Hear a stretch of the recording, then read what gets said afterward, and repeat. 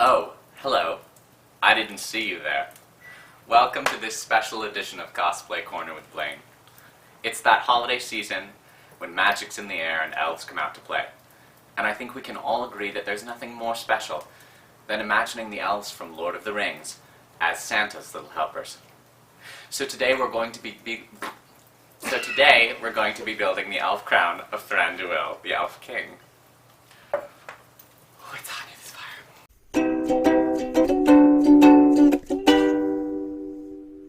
Alright, so here are the supplies you're going to need. A hot glue gun and hot glue. Some craft wire, I'm using 12 gauge. Some scissors and wire cutters if you'd like. You could probably just use the scissors, but I like to use both. Spray paint, I'm using brown and gold. And then some leaves. These are fake plastic ones that I bought at a craft store. They're sort of golden brown, but I'm sure you could use some real ones or find something else. And then optionally, as a filler, you can also use some air dry modeling compound. This is in a bag so it doesn't go dry. It's not necessary. You can do everything with hot glue. This is just in case you want to do something else. Wait, is it recording?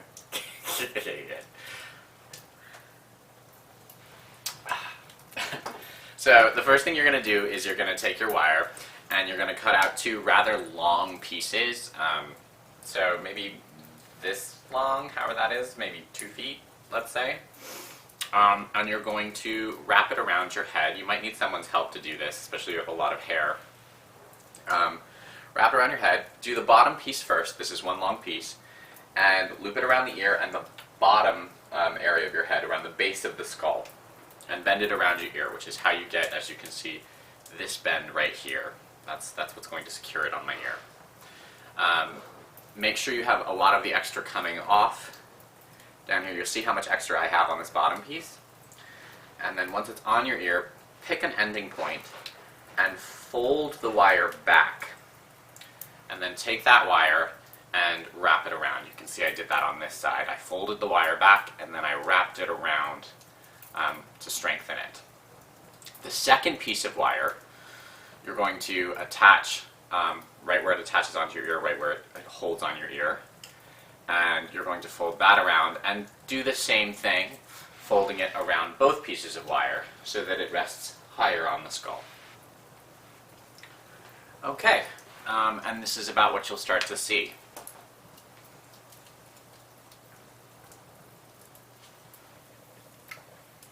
The next thing you're going to want to do is take some extra craft wire and start cutting off longer strands. These are going to be those sort of like spires that are sticking out the twigs, etc. So about yay long. And start attaching these where you like. Always cut off extra because you can trim the wire. It's much harder to add to. And this will help thicken and strengthen some of the base. Also try and make it so that if you have jagged ends of the wire, which is sort of unavoidable until we start using glue, try and point them so that they're not pointed directly at your skin. So you're going to want to make sure it's really fitted to your head before we do the next step, because once we start hot gluing, it's going to stop being so malleable. As you can see, I've gotten this pretty fitted, and I've used quite a bit of wire wrapping it around to make it very intricate and to strengthen some of these tendrils. I could probably use a little bit more if I wanted, but I like the way that this looks.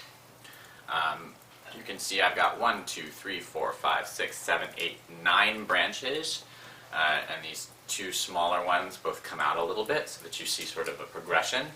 And they're not totally even because, you know, they're branches.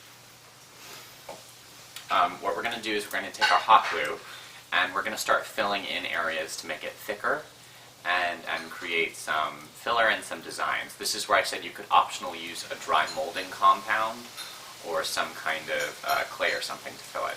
I'm just going to use the hot glue. Okay, so pro tip number 1, don't touch the hot glue while it's still hot.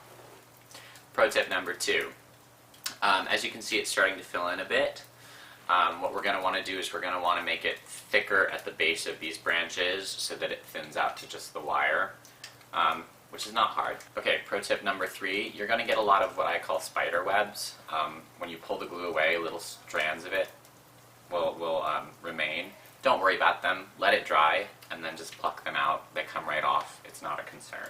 Another pro tip, if it starts to look too drippy, you can always use the edge of your hot glue gun to remelt and redistribute the glue so that you have a more even tone. Alright, when you're done gluing, that is, your crown should look something like this. You can see I've made it thicker at the base of the branches, and I've evened it out so that it doesn't look too drippy.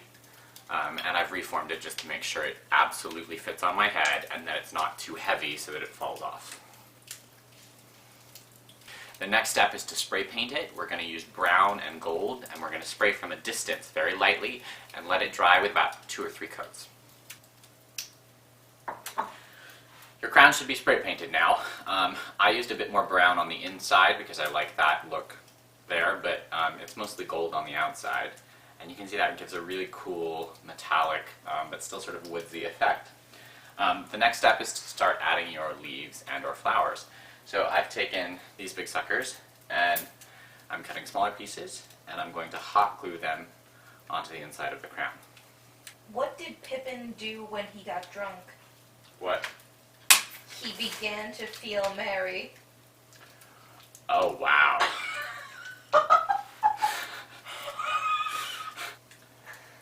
Now, what did the Hobbit say? When he bumped into a wizard? What did the Hobbit say when he bumped into a wizard? Sorry, man. That's a good one. A little bit more spray paint to cover up where you attached the leaves, and you should be finished. Thranduil's crown is ready to wear.